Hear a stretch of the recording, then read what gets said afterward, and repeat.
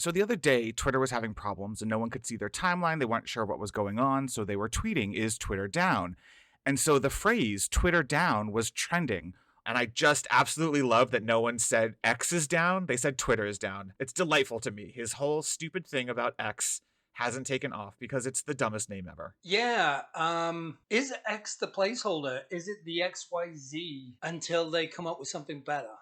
No, he's been obsessed with X. So there's a whole story about how in like 2001 or something, somewhere around the start of the 2000s, he was at PayPal and he had X.com and he wanted to change the name of PayPal to X.com. And Peter Thiel, somehow horrible billionaire Peter Thiel, stepped in and stopped him from doing it because everyone at PayPal was so excited that they'd turned PayPal into a verb. People were saying, just PayPal me.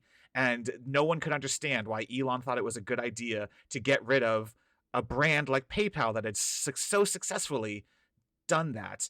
And X.com was dumb because no one is 12 and thinks it's a good idea. Twitter, the exact same thing. Twitter had become a verb. You tweeted. You had a noun, tweet. You had a whole amazing branding thing that like 7 companies in the history of the world have ever accomplished. And he got rid of it because he's just too stupid. Well, but that's only because X hasn't caught on yet, because we could X each other later, right? Yeah, that's absolutely a thing that's going to catch on in the world. I've been Xing all day. Yeah, absolutely. I can't stop Xing.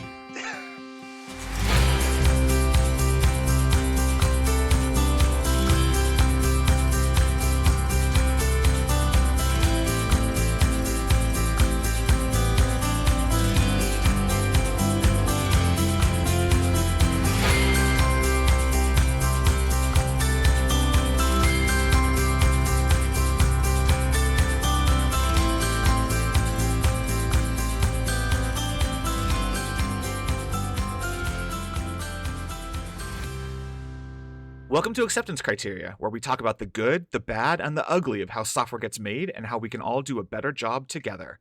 My name is Kevin Thomas Euland, and across the Zoom from me is Andrew Greener. Say hi, Andrew. Hi, Andrew. Excellent. We're also here to get deeper on the human elements. I could go on for an eternity about people and how they think about the process of building complex systems, and I can't think of 2 better people to get into it. Sure. I mean, there's probably 2 better people to get into it somewhere, but they've got us for now. So, Kevin, why don't you take a moment to elaborate on what this podcast is all about? Sure. That was a really good script reading, Andrew. Thank you. On this show, we'll be talking about how software gets made. Whether you work in some capacity in a technology role, maybe as a product manager or engineer or UX designer or whatever, or if you're just a normal person who interacts with software and apps all day long, we want to dig into the whys and hows of what makes good technology. That means talking about the process of making software, about how teams can work together more effectively, how your favorite app made that terrible update last month and no one can understand why they did that. We want to dig into every aspect of software development and maybe help people get a little better at it along the way. Okay, that makes sense. And why the name Acceptance Criteria? The name technically comes from the agile process of documenting how you know when a feature is done. The product manager writes acceptance criteria to let the engineering team know what they expect to see when the feature has been built. It's not telling the engineers how to build it, it's providing guideposts on how to evaluate if the feature is successfully delivering the value it needs to provide to users and customers. And on this podcast, we'll be talking about software that's out there today and trying to understand what were those decisions, both good and bad, that went into releasing an app or a feature or an upgrade. And what might we suggest as better ways of doing that if we had been in charge? We'll also look at technologies and best practices that folks can adopt to improve any number of aspects of the software that they're working on. But I also like to think of acceptance criteria as the way we interact and accept each other in this complex process of making software. Not to get too hippy-dippy, but understanding what motivates and drives people makes you better at collaborating and creating cool things. So I hope on this podcast we can also talk about the ways we can all work together more effectively, how we can accept each other. Sounds great. Great name, great content, great presenters. Looking forward to it. Nice. On this, our inaugural episode, we'll be talking about Twitter and how it turned into what it is today. But before we get to all of that, let's take a short break, and we'll be back after this.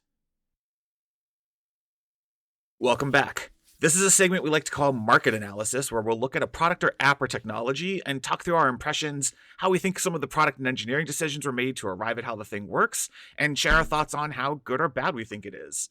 So today's topic is Twitter. Yes, I'm still going to call it Twitter because X is the dumbest name for anything ever.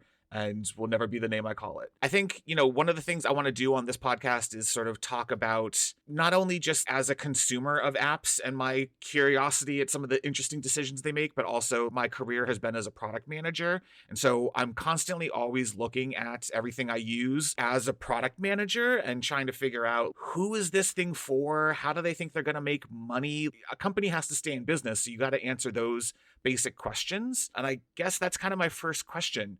Who is Twitter for? There are so many different uses of this app. You have fandom using it on, people who watch TV shows and movies and read books and talk about, the fandom that builds up around that. Sports is basically just another type of fandom, but we aren't allowed to call it that. Politics is on Twitter. News happens on Twitter. There's global events. I think Twitter took off in, the early 2010s because of a bunch of stuff that was happening around the world. But I don't know, from your perspective, who's Twitter? If you're a product manager and you're defining personas, who are your Twitter personas? Who are the types of people using this app? Yeah, that's a good question. I think you've highlighted some of the big ones. They're the ones that jump out to you. Certainly, it's an evolution too. I wasn't much of a fan on Twitter until recently. I started attending local sporting events, and then there was a natural gravitational pull towards, like, what are they saying on X? So I'll do my best to adhere to the new name, X. Nope. Nope. Unnecessary. Okay. But I guess to answer the question more broadly, I've always viewed Twitter as the soapbox, right? It used to be that you would go down to the local park, or you would go to the town square, get on your soapbox, tell everybody what you think, and people would argue with you. And then most of the time, you could have an intellectual conversation with someone, a controversial conversation. And the good thing about that was most people who didn't have much to say were kept away, because they realized after the first couple of times doing it, nobody debated with them. People threw things at them, and they were sort of driven away from the soapbox. Twitter is the soapbox without control, right? Is that true? Was it the 1300s the last time someone got on a soapbox in the town square? I'm trying to figure out, where was that? Over Thanksgiving dinner with your family? Was that at the bar while you were watching football? I feel like people say Twitter is the new town square. The town square hasn't been a thing for 500 years. So where was it happening after it was the town square, before it was Twitter? Well, depending on which country you grew up in, I think some of those town squares were controlled a little bit more tightly. The class system came in, so if I can reach certain people, but I can't reach beyond my class, right? But Twitter, X, is I can reach everybody, right? There's no divide. Like, I can be talking to a peer, and I could be talking to somebody who's many levels above me in the education, in the field that I'm debating them on. I can be debating physics with a scientist who spent most of their life studying the material, and that person feels compelled to reply to me. Like, that wouldn't happen in an academics town hall, right? It'd be like, yeah, you shouldn't be here, right? But isn't that bad? Isn't that you? Why are you debating with that's why anti-vaxxers are out there, because they think they can read 5 articles and be smarter than the person who spent a decade in med school. Oh yeah, it's absolutely bad. It's absolutely terrible. And I say that jokingly. I think there's probably 3 levels up from my understanding of physics that there may be people pointing out, like, yeah, that's not possible, right? Let me talk on this level. So I think there are some good conversations that happen where it's maybe those people are reaching scientists or experts in their field, and they're having good conversation, and then you've got all the noise. So then maybe I'm not a product guy, but maybe I'm thinking, is the problem filtering? Should I be able to turn down the volume on the conversation, which is to just eliminate a bunch of people? Would the conversation then flow the same way? But yeah, Twitter it's got to be in the 90%, right, of junk. Right, exactly. If you're the product manager at Twitter and you're trying to figure out, who am I building this app for and what are the experiences I want? One, I don't think they had any. You go back to the original idea of Twitter, and it was people posting. There was 700 of them. They were posting lunch updates, and the joke about Twitter was, I don't want to know that you're on the toilet reading your Twitter. That's the random life update I don't need. And it evolved. I want to talk to a product person at Twitter, not Jack, but like an actual product person, and actually understand who were the people they were going after. Because Twitter didn't invent a bunch of its own stuff. They didn't invent hashtags, that was created by the users. They didn't invent retweets, that was created by the users. So I'm so perplexed by, you built this entire massive app, and I'm not sure you ever understood who it was for. What were you trying to accomplish? If you're the physicist, were you hoping to debate a bunch of people who never went to school and were telling you that that's not how black holes work? That's weird. Why? Yeah, but I can take, and this is an interesting one for me because I had a very similar thought maybe 15, 20 years ago about where social networks would go.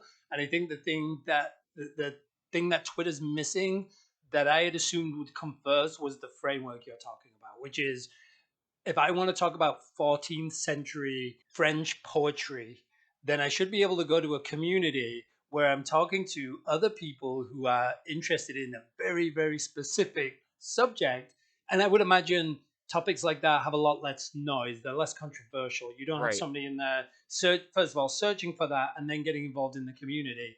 I thought the framework would come first, which is the hashtags like you talked about. I thought that would be built into the product, which is to say, hey, here's my category. I want to talk about poetry. Cool. Well, I want to talk about specific types of poetry. Now, tailor my social network to that subject. It seems like the community's discovered how to do that to some extent. So maybe there are communities out there that we just aren't being specific enough. Maybe as we dig into those communities, we'll find a much richer conversation, and perhaps they're the happiest Twitter users. I think that's absolutely true. I think there's definitely those communities. I've been a part of a number of different fandom ones and sports ones, and I think that is for the most part true. I think what ends up happening, and I don't know if this is mainly politics and news, I feel like sports, video games all had their toxic elements at different points. But yeah, there is absolutely a part of it which was doing that successfully, and then assholes showed up, and I guess I'm bleeping my first curse word for the podcast, but they showed up and started to ruin it. But I would say you're probably right. That's a good chunk of it. But then, okay, so if I put my product hat back on, great. I built this thing. I accidentally had users build half of it for me with hashtags and retweets, and I now have this ability to find my community and go have the people that I can have the interesting conversations with. How on earth does that make money? Yeah, you're the product guy. So you have a much clearer idea of how they're making money. Obviously, recently, anybody interested in X and Twitter is watching the advertisers pull their dollars. So I have to assume that that is the not the sole revenue. How do they make more money in other sectors? Again, I think I've been thinking about this product for a long time, but I'm a little bit jaded from my framework first kind of view of it. I always assumed the one thing that Twitter was missing was the recognition that I could tailor it to a specific period of my life and say, hey, these are the things that are happening in my life right now. Show me the right types of advertisements, tailor the content to local businesses. So it's holiday season. I would feel like Twitter is missing that sense of, here is your community, your local community. I think I've started to see other applications try to fill that. Small example, Nextdoor. Nextdoor tries to capture that local, in your area community feel. I had always assumed that Twitter would eventually reach into the region and specific zip code and area that I lived in and become much more of the classifieds and the wonder wall of all the things that are happening around me. It hasn't really become that for me. Perhaps for other users it has. And then I thought that would drive more revenue opportunity from local businesses. So yeah, I'm struggling to see where they're making money beyond those big advertising dollars. Yeah, I'm first of all biting my tongue on Nextdoor, the most racist app ever invented. I do think that's the interesting thing about advertising is that is the way the internet makes money. No one is willing to pay for anything. The internet is free, except where it's not. Your attention pays for everything by looking and seeing ads. Okay, so my idea is I have these personas of people who want to form communities and they want to go talk about 14th century poetry with each other. And there's 150 of them in the entire world having this conversation. Do I want, if I go to back in the town square, I guess there were billboards at some point. There were ads on the TV in the bar when you were having conversation. But in that scenario, there's 151 people in the conversation because one dude is actually an ad bot. Hey, I was listening to your conversation. I think you might be interested in this lovely calligraphy set. Like trying to tailor an ad to the 150 people having this conversation. Did the 150 people want that ad tailored to them? Do they want the ad at all? I don't understand how advertising, again, putting that product manager hat on, how does the advertising fit into the experience I'm trying to deliver to the user? Do I want Andrew to get a personalized ad? And I think all advertising has gotten too creepy and far too personalized, listening to you have a conversation and then Instagram shows you the ad for that thing. Way too far. But if there was a version of this where Andrew consented to share information about his whatever zip code and gender and something else, and it was smart enough to give you a slightly different ad than the one Kevin gets, maybe that's okay, but still it feels weird in the experience. I'm scrolling through my conversation about 14th century whatever and get the ad for the new car they want me to buy. I don't know. Does that really work? I guess that's where I'd looked at my framework years ago as being the precursor to the actual community, which was here's Kevin and Andrew chatting about something at 10 a.m. on a Saturday, but also recognizing that Kevin and Andrew will never see each other because they have two different sets of interests depending on the time of the week. So yeah, so for me, I find it very distracting. The types of commercials I'm getting in my Twitter experience, they're not very helpful. I've always been curious, like, who likes these? Who clicks on them? Like, how are they making the money on these damn things? Right. So yeah, it's an interesting topic, but perhaps that's maybe we're so right. Is that why we're starting to see Elon's push for immediate revenue with the I don't even know what they call these things, the verified The blue accounts. checks. Yeah, the blue checks. Is that why we're starting to see immediate revenue streams come from things like blue checks? Well, I did always think that, pre-Elon, I don't know, sometime around 2012, 2014, somewhere in there when people were getting a ton of value from Twitter as an information source, as a thing that was shaping global events. If there was a version of it where journalists were willing to pay, $20 a year or something just to have, I don't know what the goal of that would be. I don't know if there's features that you would get. Again, with that product manager hat on, if I'm paying you money and I don't know what I'm getting for it, I don't know why I'm paying you money, but there is a certain, I should pay for things that provide value to me. And so a subset of the users, I can't imagine finding, I have reach for my audience and for the content I want to send out to people. I hate the word content. I have reach for like the stuff that I want to talk about, getting it in front of people. And that's valuable to me as a journalist, as an author, as a whatever, a musician. There were communities that you could have built up by paying Twitter a way to get you better access to the people who are interested in you. And I don't know, other features, but yeah, I don't know that with one, I don't think that works today. Twitter has so completely destroyed its value that I don't think anyone should do that, but I don't know. Yeah, I think you're onto something. And that's kind of where I'd been for a couple of decades, as being the accredited, the verified, whatever you want to call it. It was always based my thought about this type of social content, and I understand why you hate the word content. We can get to that in a second, but I always assumed that there would be a level of quality and verification about the journalists, and would be able to control the noise and say, show me just show me verified content, right? I want to see CNN, I want to see Fox News, journalists, just show me news. Stretching the definition of journalism to include Fox News, but sure, keep going. The challenge now is, and you're right, I think Twitter's really contributed to this. Does it matter anymore? Does a journalist from CNN garnish any more respect from the right than they did before they were verified or accredited? I think the Twitter community has Right. destroyed all credibility, no matter where they went to school, how long they've been doing it. Yeah, it's a challenge now. I think I have to refine my thinking on where this social media goes now, because Twitter and others have almost destroyed where I thought it logically went. So now it really is. Right. It doesn't matter who's saying it. Somebody's going to not trust them, no matter how verified they are.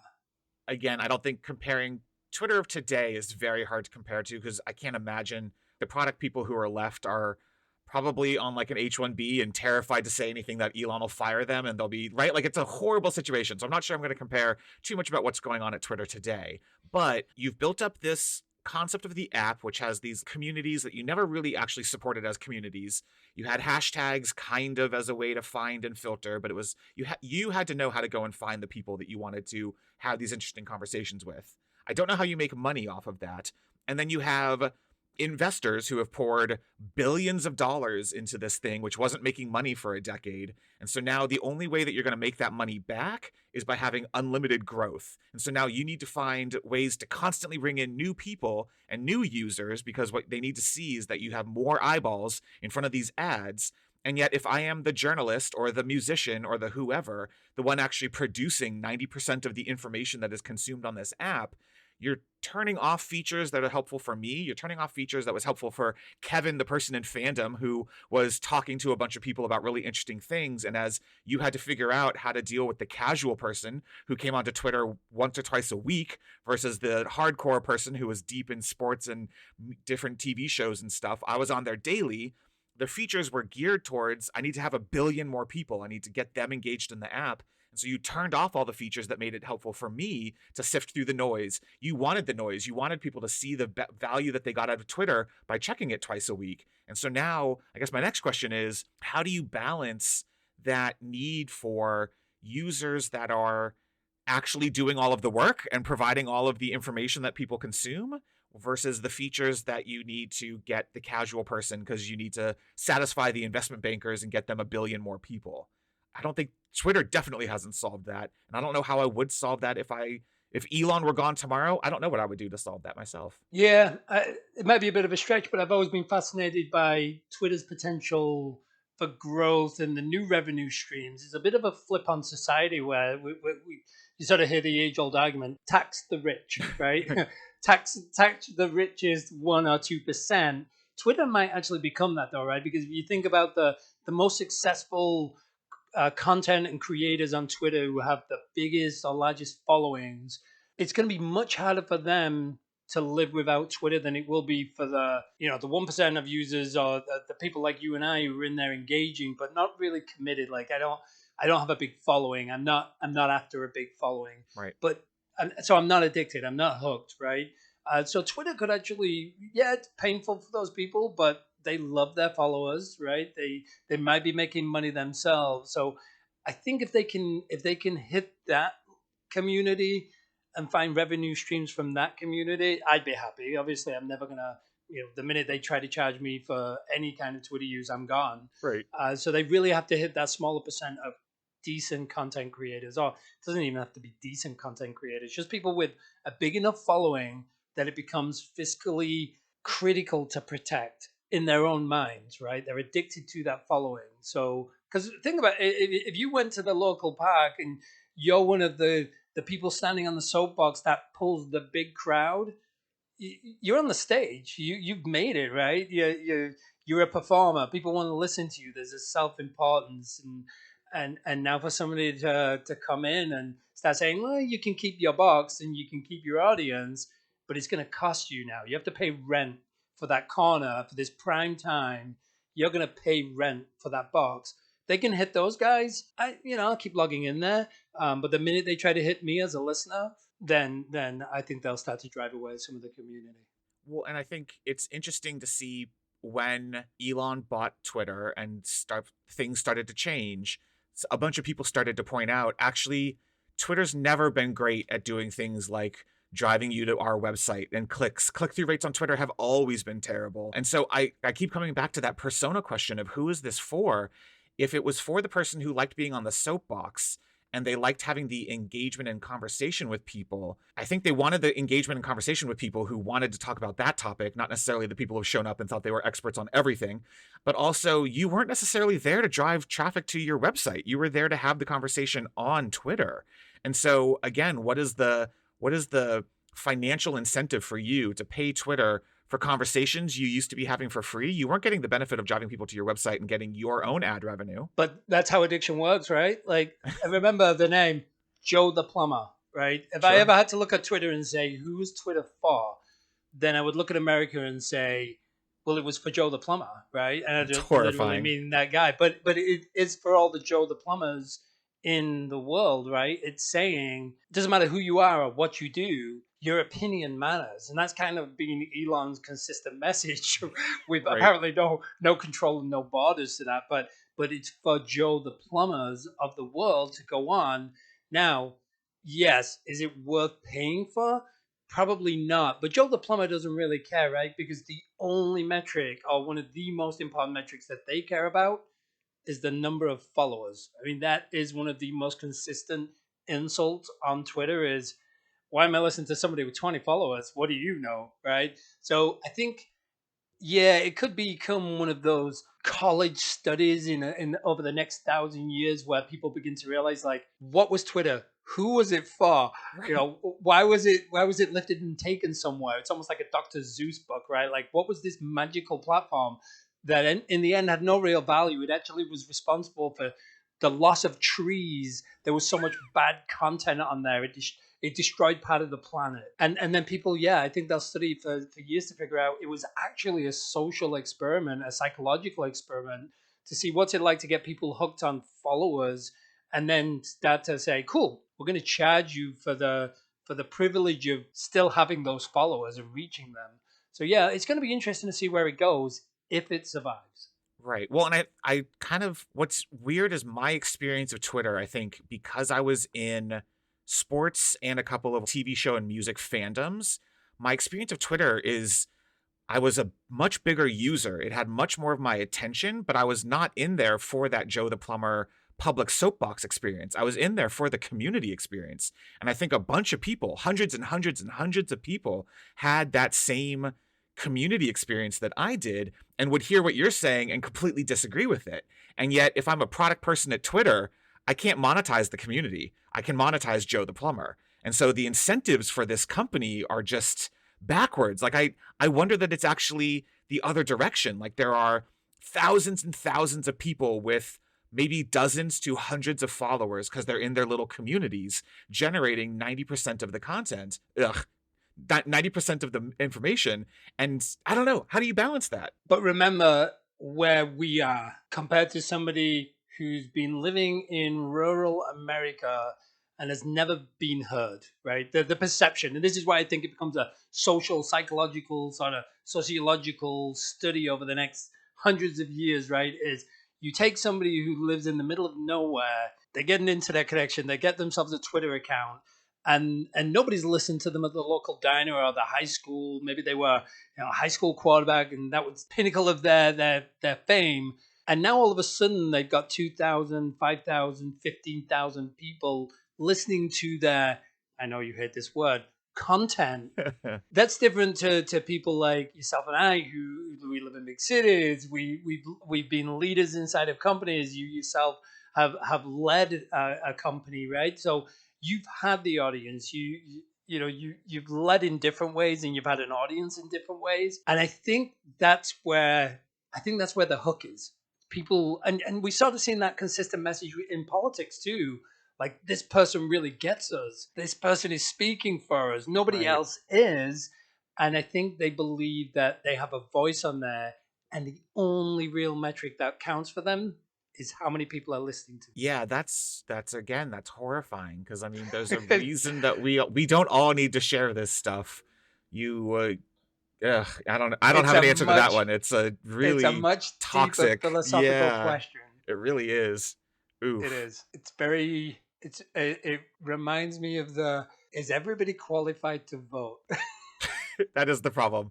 Is as soon as you ask that question, then it gets super racist really quickly. But yeah, every once in a while, I am like, I don't know, man. That is the Twitter. What is this? I don't understand your question here about content. Yeah, so I know you have a hard time with content. You don't like to say the word. No. It's not a hard line for you, but at some point you must be saying, nope, that's not content. I'm eliminating this. I'm not even gonna read this. I'm only halfway through, but they've done something that ceases to allow this to be considered content. Right. So are there bare expectations? Is it the delivery? Like, if you see bad grammar, is it not content anymore? Or are you willing to overlook that and say it's terrible construction, but it has a good point?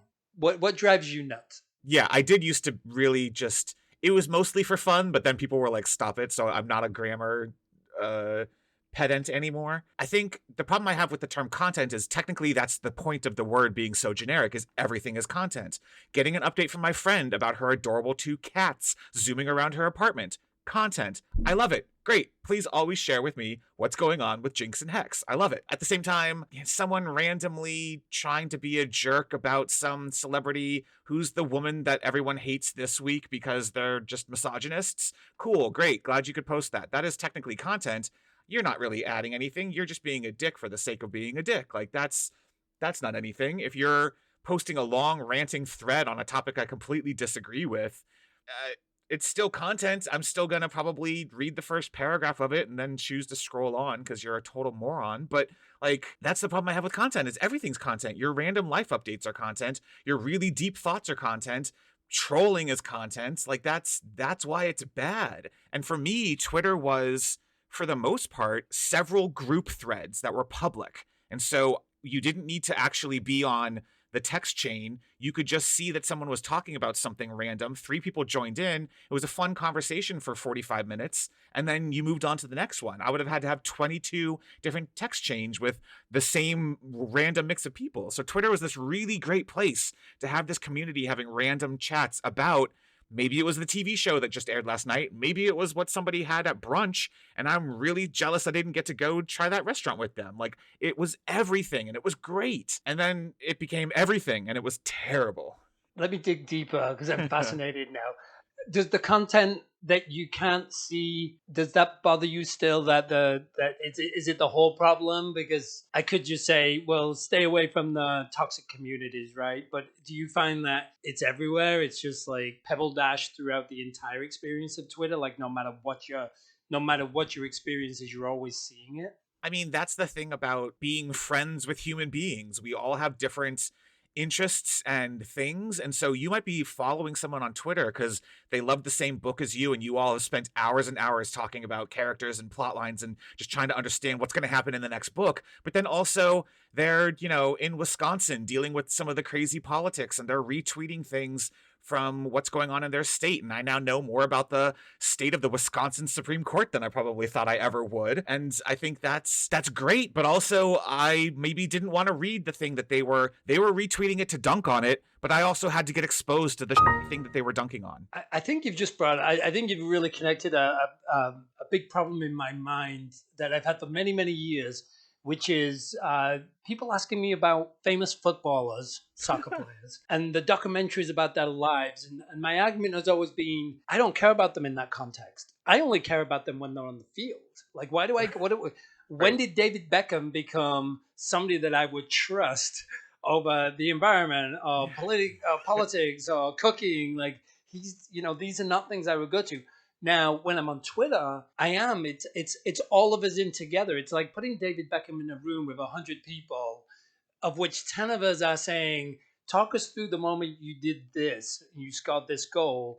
10 care about his marriage to Posh. Right. 30 care about his politics and his views on the world. I don't know why you would, but but you're right. It's all of those people lumped in together.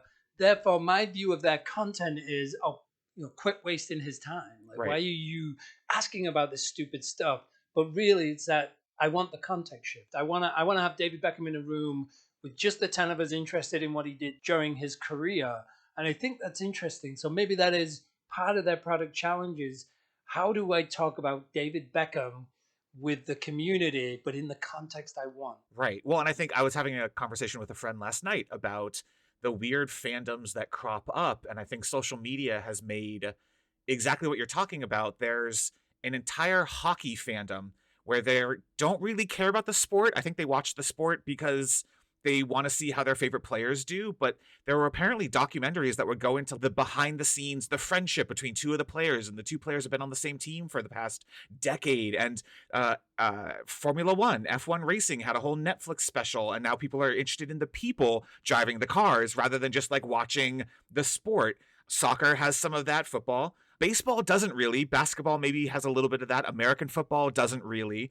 And so it's interesting how these like fandoms spring up. I think people probably always cared about musicians, but you take a look at a band like One Direction, which grew up in the social media age, and most of that fan base was built on the fact that you got this behind the scenes look at this band and got to know the people, and the music was part of it, but the people was part of it. And so I think you're right. Like, that's how some of these fandoms build up, is that you're talking about not just Beckham and what he did on the field, but Posh and the kids. So then I'll flip this a little bit and say, is there a positive in that it's taken the gloss off people that should never really have been worshipped in the first place, right? We've got to know them at a much more personal level, even to the point of being able to say, I'm not investing, I'm not buying their product, right? Even to the point where Elon has ostracized himself from a whole generation of a corner of society that says I won't buy Tesla, right? Right. Because of his involvement. So is Twitter a positive in the sense that, although I don't have a ton of interest in those people, has it allowed others to pull out information and say, these people are human, they have feelings, like we shouldn't be abusing them at the games, we shouldn't be assuming all actors are happy because they have money. Has it had a positive effect then in maybe making everybody a little bit more human? I mean, I think there are parts of those fandoms that definitely are able to find things about people that are more than just the thing they get paid $1 million to do.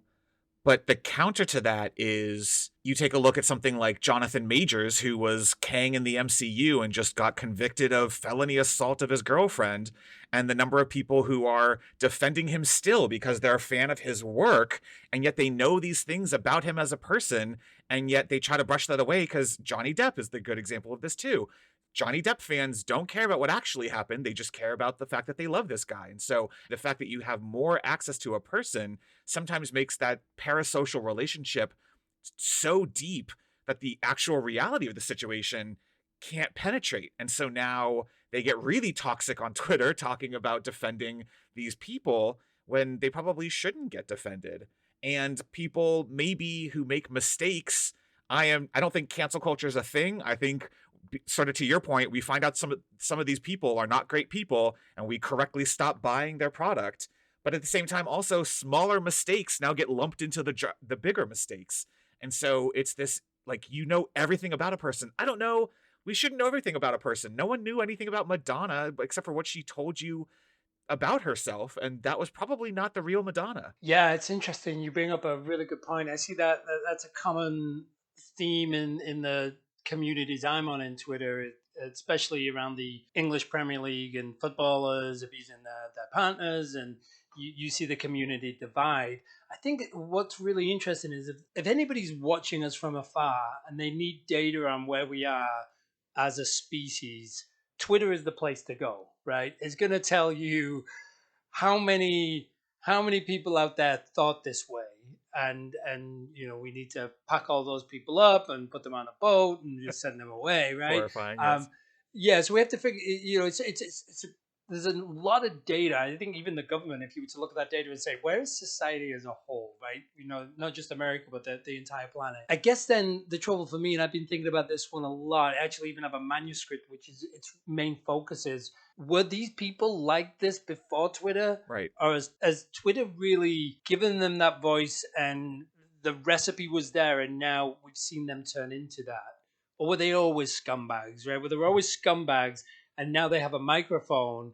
Or has Twitter sort of said, hey, if you're a scumbag, you'll get more response and therefore you'll get more followers. So we've actually manufactured scumbags. I think there was an interesting, I'd have to go find the article. There was a thing where they basically took away social media from someone. And I'm going to totally botch this story, but basically the idea was, by not being constantly exposed to other negative people, they converted this person from believing all of the conspiracy theory nonsense and showed them rational discussions about what was going on and made them understand, I was in this really nasty echo chamber.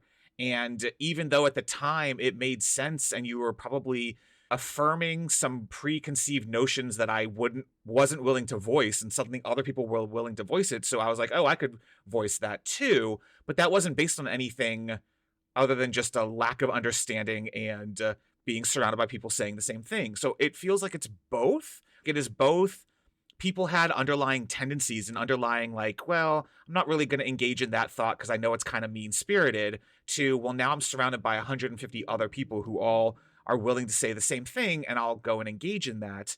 And I'd like to believe in humanity. I'd like to believe that that is situational. And so, yeah, I don't know that I have that answer. I think it's probably an 80-20 rule. 20% of the people were just monsters the entire time, and they just got a louder megaphone to speak into. And 80% of the people, I mean, there's a reason that mob mentality and a mob is a dangerous thing, because human beings in large groups behave very differently than they do as individuals. Individuals make rational decisions.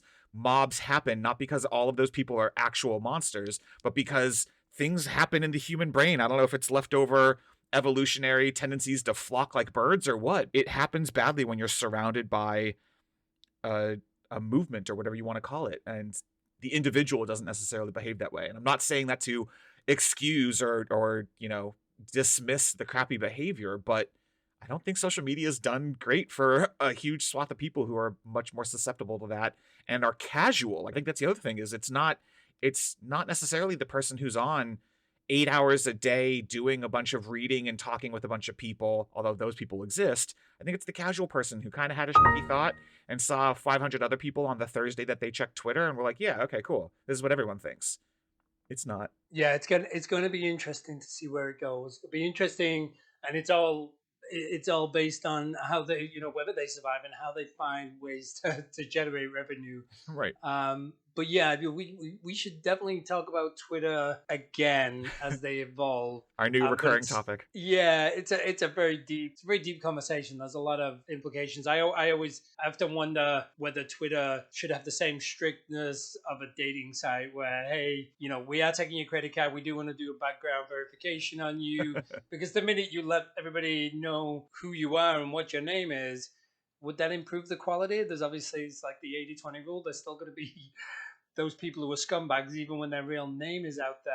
But would it kill a lot of the troll accounts? I don't think so. They tried this experiment. Facebook comments were the new way in 2015 and 2016. I don't know if those are the right years, but they tried. A bunch of websites tried to solve their troll problem by making it Facebook comments. And so Karen had to put her photo and full name next to the vitriol that she was spewing out on a site. It did not stop the Karens. It did not stop the Garys. It did not stop all of the bad stuff, just having your real name out there. I'm unconvinced of that. And it makes it harder for communities at risk who need the anonymity to find their own spaces, and having to have their name attached to their accounts ruins their ability to discover their people. My final question on the subject for today Yes. is: do you think we'll ever see a class action lawsuit from Karens, people who are genuinely called Karen? Do you think we'll ever see a class action lawsuit against social media companies that have ruined their name? I have a tough time believing that a lawyer would take that to court, but you never know. This is the country to make it happen. It is absolutely the country that could make it happen. All right, well, that's going to do it for us on this episode of Acceptance Criteria. If you liked what you heard, maybe go and drop 5 stars on Apple Podcasts and leave us a nice review. And if you didn't like what you heard, remember the name of the podcast is The Doughboys. Also, tell your friends if you like the show and that they should check it out. Some of the best podcasts out there grow by word of mouth, and we'd much appreciate it. And a friendly reminder that we are always interested in hearing questions directly from you, the listeners, for our segment User Stories. If you've got a scenario you'd like help with, whether it's working with an engineering or product team member, trying to figure out how to solve an agile process problem, or you just can't understand why your favorite app just updated everything and it's now terrible, we're here to talk it through with you. Just send those questions to acceptancepod@gmail.com, and we might be able to help on a future episode. And we're happy to keep it anonymous so no one can trace it back to you if you end up talking a coworker or something. Follow us on Twitter and Blue Sky. We're at AcceptancePod. We'll post links to show notes and any articles from the blog there. For now, I'm Kevin Thomas Euland, and you can find me on most apps at KThomasEuland. That's ULLAND. And I'm Andrew Greener, and you can find me on most apps at Criteria Greener. That's GREINER. And this has been Acceptance Criteria. Thank you for listening, and we look forward to hearing from you.